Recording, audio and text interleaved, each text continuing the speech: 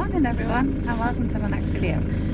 We're not going away. I've had so many chores to do this morning. My washing's in, I've done my loo, cleaned the caravan a little bit, needs doing a bit more this afternoon. But now I'm off to get my mop chopped for the first time in well over a year, so I'm well excited. So I'm off to the hairdressers, do some shopping, and I need to pay some money in at the post office and go to the charity shop. So I'll pick you up when I'm out and about in town. I'm here at the hairdressers. I'm a little bit early. I am a little bit nervous. It's been a long time since I've been in a hairdresser's.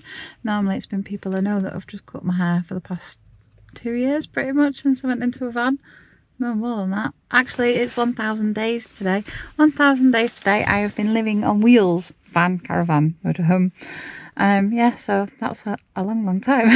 2.5 years, just two years, 7 months I think it is. So yeah, shortly coming up to 3 years.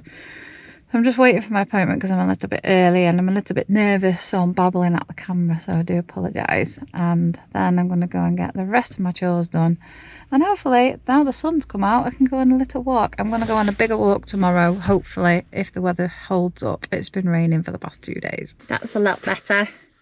Looks so much better. It really needed doing. She's a lovely lady. The country salon is just down on Dalfaber Industrial Estate. So yes, she said recommends me to go back in about 8 weeks time just to get it tidied up again. But yeah, I feels better. So now I'm going to go and get myself some food. I'm done. It's a bit gloomy in Glenmore today. Been to the bank, done my shopping, been to the charity shop. What else have I done? Small bargains, got my hair done. And I'm on the way back to site. But yeah, it's raining again, and not a very nice day, so I think I might just not do a lot today and hold up in the caravan, read my book and chill out. And I just tried to get into the boot and it did that thing where it wouldn't open again, so I managed to lock it and left it till I come back to site because I just thought, oh, I'm not dealing with that today, I can't be bothered. So that is a job for another day when it's not peeing down outside. And also my radio's decided to stop working. Don't know what's going on with that, it just won't come on. Doesn't bode well for a MOT, does it? I'm back. I've eaten some dinner. Drying is on. My mum and Lindsay sent me a parcel up which included some paperwork for the van, and I picked the picture of Doug and Daisy, probably most of you know from being in the motorhome. Yeah, that's how it's ended up. So Royal Mail smashed the frame, smashed the glass. Luckily the picture is intact, so I'm going to stick that up on that wall. I forgot to get command strips. One of the things I was supposed to get from home, but I kind of forgot. And they also sent me, it says it's from Santa. Hold on, I need to get it out of the package. It's like a little marshmallow dog. How cute is that? Queuing. So yeah, that can go on some of my keys. Thanks Mum and Linz. And I can show you this. Look what I got in Aldi. It's so nice. So, you all know I suffer from anxiety a little bit. This is the book of affirmations and goals. So I can write stuff down in here and try and stay on track with getting away in the van and doing the stuff that scares me. You got all little stickers. It's only like £3. So I'm going to try and write in that every day. We'll see if that carries on. I've been journaling every day, so I might be able to do it. So I'm going to go for a little walk with Brian, seeing as it's cleared up and it's stopped raining. Don't know where we're going to go. And then, like I said, tomorrow I'm going to go on a bigger walk. It's 7k up a couple of small hills. So we'll see how fit I am and see how I get on with it. But for today, I'm going to pop you down and I'm just going to, I might take you on my little walk with Brian. We'll see how I feel. I'll see you in a bit. We've come for a little walk up the white route. That is me and the buckle. Look how snowy it is on the top. It's beautiful. I won't fancy walking up there though today. It'd be a bit chilly.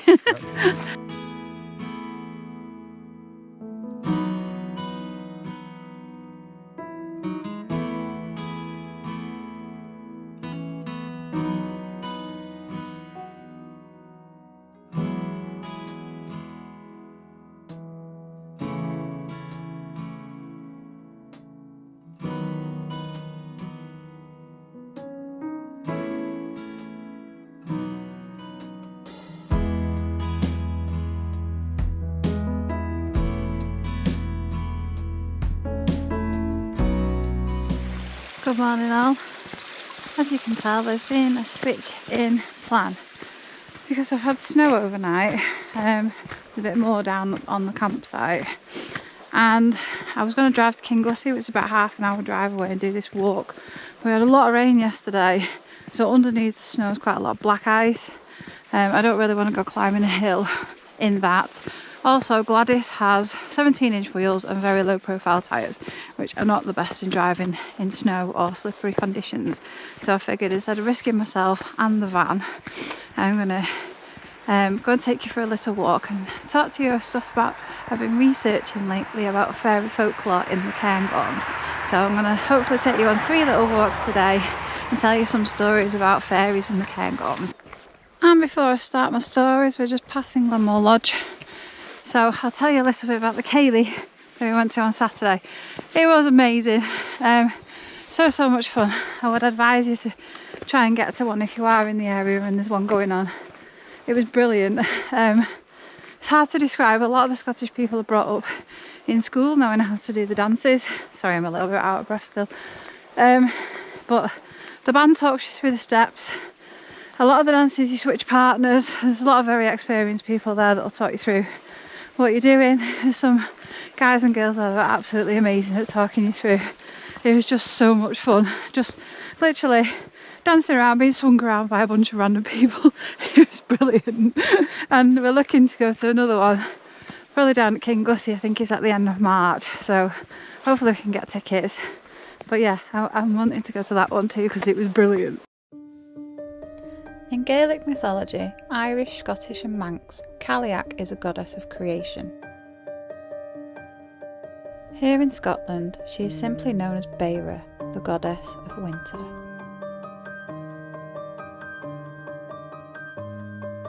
Beira created the mountains and glens, the lochs and the corries. She created Scotland.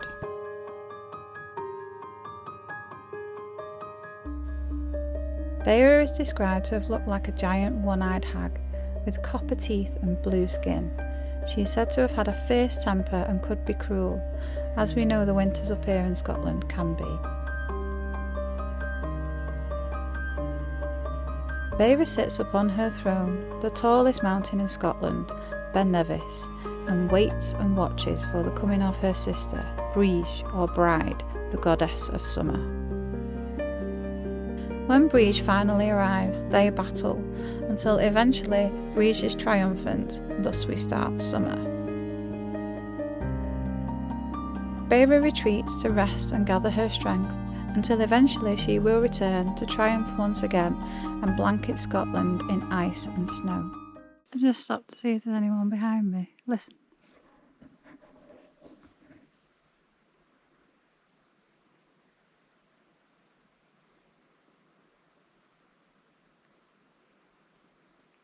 Not a sound, nothing, not even a bird. It's deadly silent. I can hear a bird now.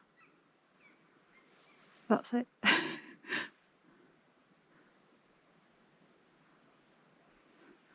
Always amazing in places like this where you just hear nothing coming from a city. There's always a sound somewhere. I absolutely love it up here when you get that just absolute silence. Your ears ring because you're just not used to it. It's mad. And here we are at our first place. One of the places you've heard me talk about before with regards to fairies is the Green Loch. As you can see, we've had a lot of rain because there is no beach anymore. It's under the water there. Here you used to be able to walk out here. The ducks then can feed in them, bless them. Throughout historical texts, fairies are mentioned in Scottish lore.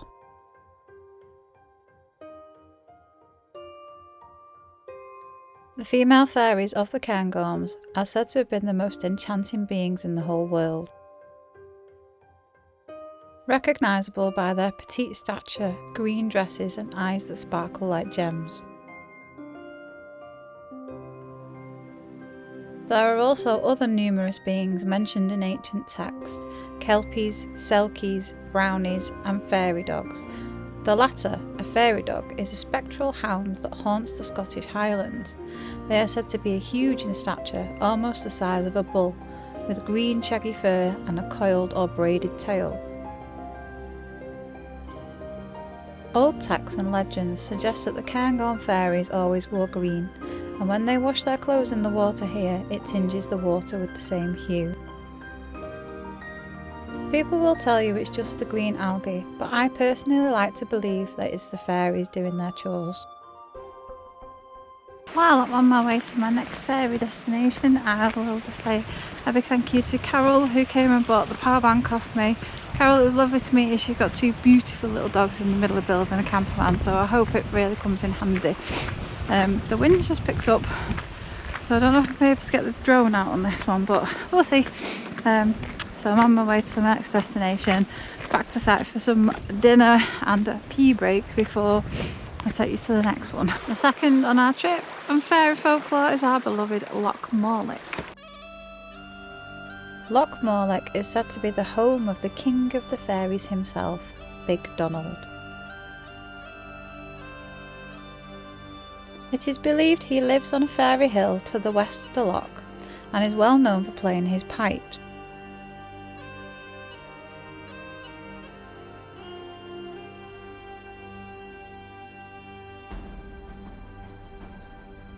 Years ago, a man boasted to his friends that he didn't believe in fairies and proceeded to take a walk around the loch. On his walk, he could hear the distant sound of bagpipes. The sound gradually grew nearer and nearer, and the man could not place the source of the sound. Nearer and nearer, and louder, the piping came, until eventually the music came so close to the man, he stepped off the path in order to let the invisible piper by. The sound was so close, he claimed he felt gusts of winds on his face as if coming from an invisible set of bagpipes. After his encounter, the man was convinced that the pipes were being played by no other than Big Donald himself. Standing here, looking at the loch, it is easy to see why the king of the fairies would make this his home. For my last stop, I brought you to Loch Pityoulish. So this loch is like a 10-minute drive away from Glenmore, a couple of minutes up from Aviemore, and there is a local legend about this loch which I'm going to tell you about now. So it is here that is rumoured to be haunted by a black water kelpie, a beautiful black stallion with a bridle made of precious stones, and once you touch the bridle you are stuck and it'll drag you down to the bottom and drown you. There is one exception. Stuart, I think he was called, a laird of Kincardine, he chopped his fingers off and escaped, but it's said that the kelpie took 9 children, because they do prefer children, some of them. Also, as you can see, a beautiful, peaceful place to go swimming if you don't think the kelpie is going to come and get you and drown you. But it's one of those little known places roundabouts Aviemore, because there's not really many places to park. You can park at the big overflow car park, you've got to walk down. I've just parked in the lay-by. Hopefully I can spin the van around and get back the way I've come. But look at that, what a beautiful view.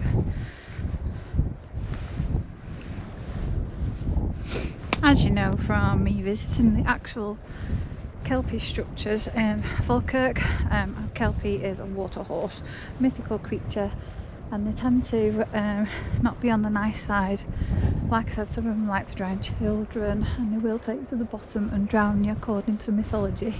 There's lots of stories of kelpies, selkies, mermaids, fairies in Scotland if you go back through old ancient folklore. And I love it, I love researching it all. But yeah, this was one of the places I wanted to come and visit. It's so pretty. I can't get the drone up. There is a house there, I don't want to disrupt their peace, and it's still quite windy. But what a beautiful place. I'm definitely going to come down here for a swim in the summer.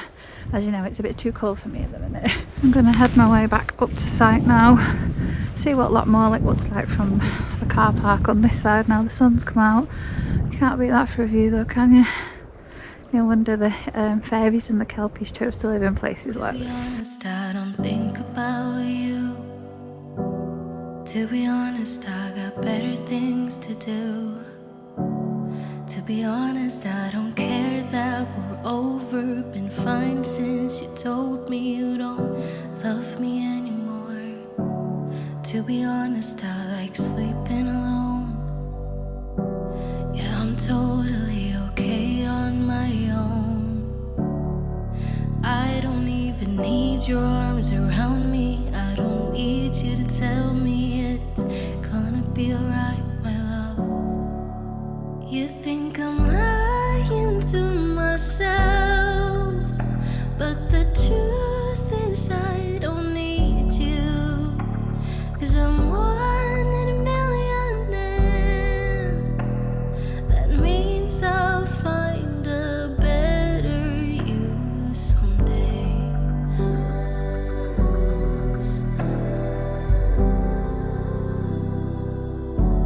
To be honest, I don't miss you.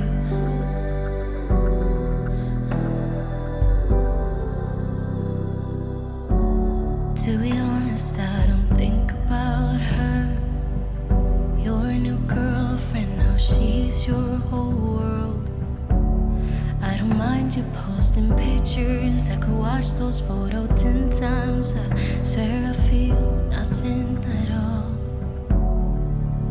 You think I'm lying to myself, but the truth is I don't need you, 'cause I'm one in a million, and that means I'll find a better you someday.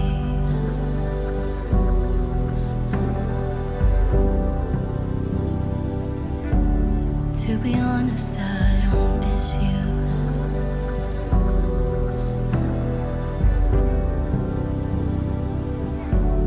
To be honest, I don't miss you.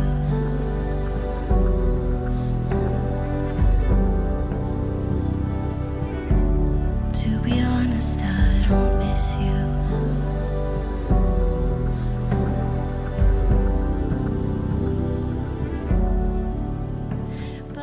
That concludes my day trip of fairy folklore, local fairy folklore around Glenmore, Aviemore. If you have any suggestions of places that I can go and visit and any local legends, I'd like you to drop them in the comments, because I absolutely love researching stuff like that. Same with the ghost stories, witch stories, anything like that. I absolutely love all the fantasy stuff. It's brilliant, and obviously Scotland is really rich in that sort of stuff. So yeah, I really enjoyed doing this video. It's my sort of thing to do, is researching about goddesses and fairies. I absolutely love it. So that's the kind of thing I prefer to read and watch, if I'm quite honest. I don't really like anything very factual because it just bores me. I like fantasy stuff. So yeah, I'm just finished chilling out in the van. I've had a shower, chilling with my dogs, and as you can tell, I'm shortly going to be in bed because I'm absolutely knackered. I want my little legs off today. But yeah, I've loved it, loved every minute of it. It's been brilliant. And I just want to say a massive thank you to everybody who put such lovely comments on my picture that I put on Facebook with my 1000 days of living in a van. People are so nice, and you've all been so supportive and lovely, and I just want to say a massive thank you to all of you. It surprises me how many people have followed my journey since I left and went off on my own, and you're still with me now. So I do fully appreciate it, and I appreciate you all watching me. And I know I've done a lot of these places before and I've taken you to them before, but hopefully you've seen them with a little bit of a new perspective. I don't know what Doug's doing, he just won't shut up. He chops him. Oh, is it Daisy? It's Daisy, she's licking her foot. Yeah, I've really enjoyed doing it. It's my cup of tea. So if you've got anything, just definitely let me know. I'm hoping I can get away in the van again at some point very soon. My anxiety will let me, the van will let me, because I've not got very long now before she's due in for a MOT. And yeah, she's in the lap of the gods for that one. I don't know what's going to happen. I'm going to have to try and sort that boot thing out, I think, because I think you have to be able to open the boot. I don't know. So I'm going to have a look at it anyway. It's a pain in the bum that things start going wrong because just before your MOT, was typical, in it. She's an old girl, bless her. So I'm going to sort the van out and hopefully get away for my next video. Maybe to do some more fairy folklore things. It just depends on what I can find, where I want to go, because I still don't like going more than an hour and a half away drive, just because I'm a bit of a mardy pants and I like sticking close to home. I am knackered. I'm going to bed. So I'm going to say a massive thank you for watching. I'm really sorry if this thing is not your cup of tea, but I actually really enjoyed making this video. So thank you for watching, and I'll see you all in the next one. See you later.